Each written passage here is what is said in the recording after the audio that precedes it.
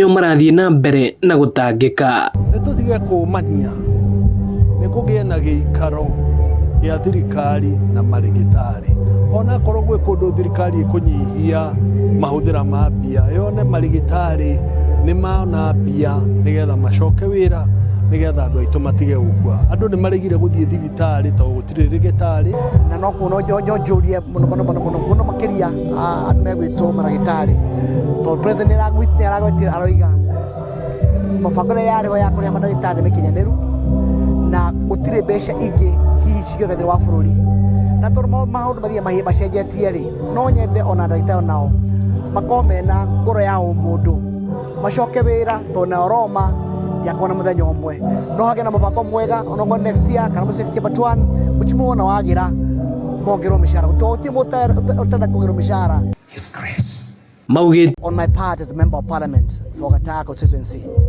I'll call it an economic sabotage and it's a treasonable offense because whoever are perpetrating that fake fertilizer they want to take us back to where our people can go and die of hunger. And this government, Kenya Kwanza, when we came to power, we said one of the things we're going to do is subsidize fertilizer so at least we can be able to increase production, create employment, and kick away starvation in this country. And as a result, you found that the issues about the demonstration on cost of food has disappeared because farmers have been able to produce enough food for everybody, and the cost of hunger has come down drastically. And therefore, I will urge the branches which are supposed to do investigation, they investigate NCPBA, then investigate KEL, then investigate KBS, then investigate even the Ministry of Agriculture to find out who is a culprit, who brought this fake fertilizer, who bought it. Was there any standard of testing this fertilizer, or they just bought it from anywhere? Did they take containers for chemical and other renowned factories and put substandard products and masqueraded it as fertilizer? And therefore, for us to be able to go to the bottom of the issue, we have enough investigative bodies, the CID, the EACC, and I urge the government so at least we do not sabotage. The people who want to sabotage that government program are caught and that issue is brought to an end. The Thika-based chemicals company has been in existence for very many years. Yes. Are you surprised that they are being accused of issuing? Chemicals is a known company which has been here for very many years. And remember, Chemical on one hand can produce good fertilizer. But what happened is that fertilizer is removed and they take the sacks for chemicals and some crooks put other funny products. So that's why we can't be able to sit down here and pick and point to any direction. And that's why we need a very thorough investigation, because to me that is an economic sabotage for this country. And therefore all the branches we're supposed to do investigation are supposed to do thorough investigation, so at least we know where there is that loophole, and that loophole can be sealed once and forever. So at least we safeguard our farmers, because if we don't do it, there will be a serious economic meltdown of this country, especially in agriculture. On my part, I've heard the cries of the residents of Gatanga and Kenya in general. And remember, when two bulls fight, it's the grass which suffers. And therefore, this issue requires a lot of tolerance. This issue requires a lot of patience. This issue requires a lot of understanding, because they are asking for money, but the question is that money available? And the president said we may have reached the end of the rope. Kenya, as you noted, and it is there in the media, we spend about 43% on our salaries. That's way beyond what we call the international accounting standard. We are supposed to spend at least maximum of 25%. And therefore, we also need to relook at the wage bill for this country, because we can't be both to be taxing our people just to pay salaries.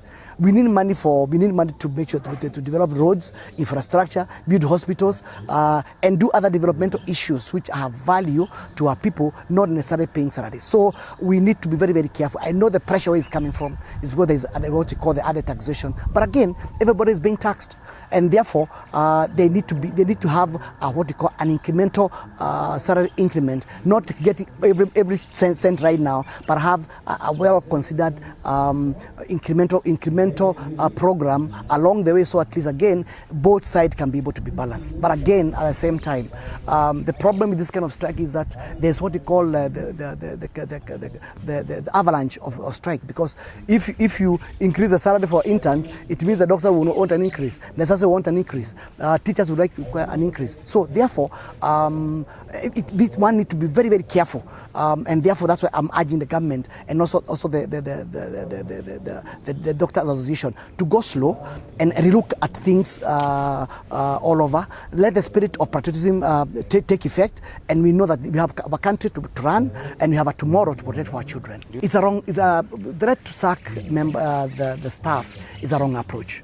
The conversation should continue, because even if you sack everybody, where will you get other doctors to replace those ones? Because therefore, it's a statement it's a hollow statement, and I think it's a high-handedness which is not necessary. I think conversation needs to continue, and we have a program whereby these people's welfare can be taken care of along the way in the coming years. Well, it adds more problems to the farmers.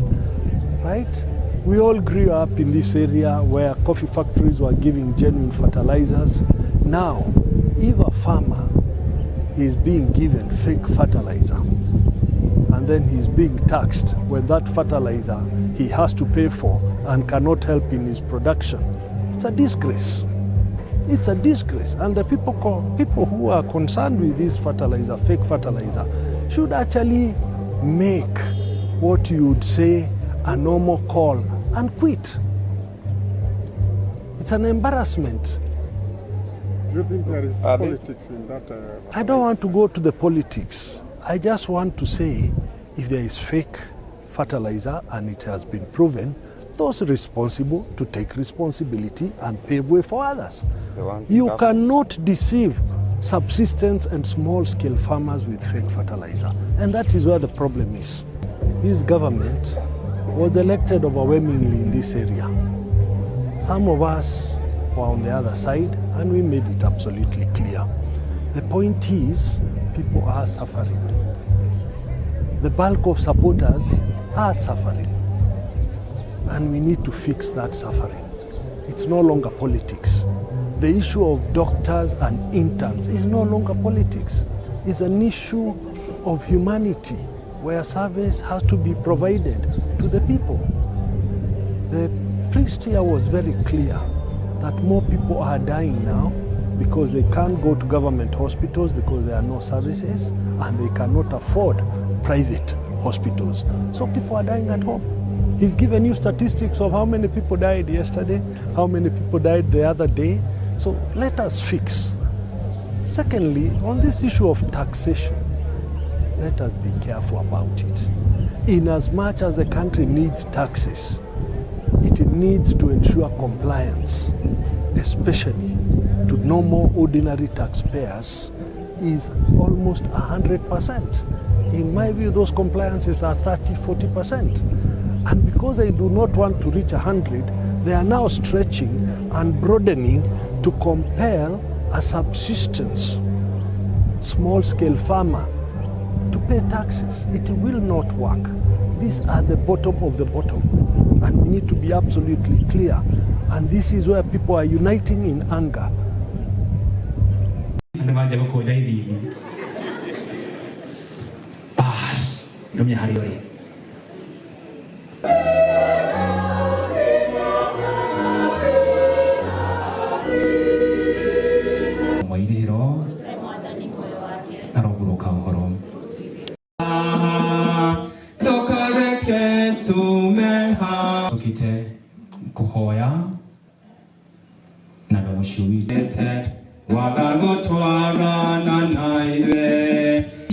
Joseph was not there when our Lord died. Ndaikira mathomo makirira mutheria na amuhurukie uhoro nginya riria athimirwo na akioneka ena murimu wa higo gogitwarana ndokareke tu God no mahote kwamukira muhaya maitu much wanted from me I want to tell my friends it was given. Experience one time was the possibility of communicating with our friends does not close the possibility of us communicating with our friends.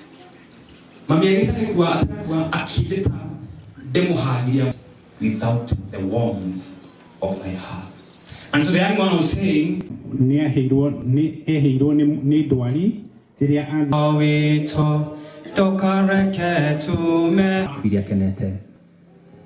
Joseph agekua. Even me as a priest,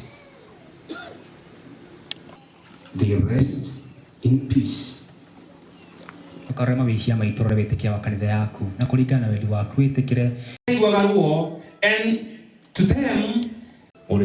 to them, if dead is not dead.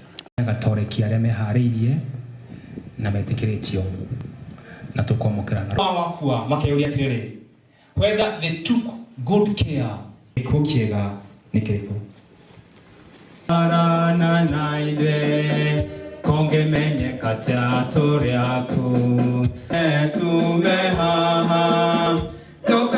Me to work on you till you become a vessel that can contain His grace.